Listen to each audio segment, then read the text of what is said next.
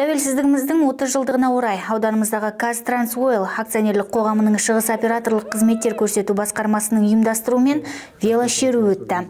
Компания қызметкерлеріне арналған велосайыстың басты мақсаты салауатты өмір салтын ұстанушылар санын арттыру болып табылады.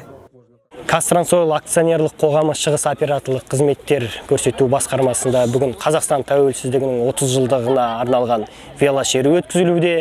Мақсаты салауатты өмір салтын арттыру, коллективта байланысты бір-бірімен арттыру, және де күнімізді көңілді өткізу. Ары қарай да осылай жалғастыра береміз. Жарал қаласының орталық стадионында өткен жарыста ерлер 10 айналым, қыздар жағы 5 айналым арақашықтығында бақ сынасты. Қызыққа толы болған спорттық іс-шара өзіндік ерекшеліктерімен де есте қалды.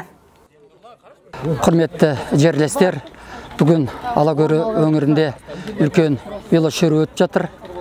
Біздің әріптестер қатынасып жатыр. Қатынасушыларға бәрдеріне тілейтінім жеңіске жетсін. Әрдайым біздің Алакөлде той болсын. Аман-есен болып, бұл жерде халқымыздың жақсылығын көріп жүре берейік. Сайыс нәтижесінде ерлер арасында әуесқой велошабандоз Ардақ Еріков мәре сызығын бірінші болып кесіп өтсе, сәл ғана қалыс қалып қойған Арнұр Әмірәлінов екінші орында, ал Азамат Амангелдин үшінші орынға жайғасты. Қыздар арасындағы сында Зарина Күмпейісова жеңімпаз атанып, екінші және үшінші орындарды Лаура Сейітова мен Сания Әскербекова иеленді. Шара аяғында велошеру жеңімпаздарына арнайы алғыс хаттар мен мадақтама қағаздар табысталып, бағалы сыйлықтар тарту етілді.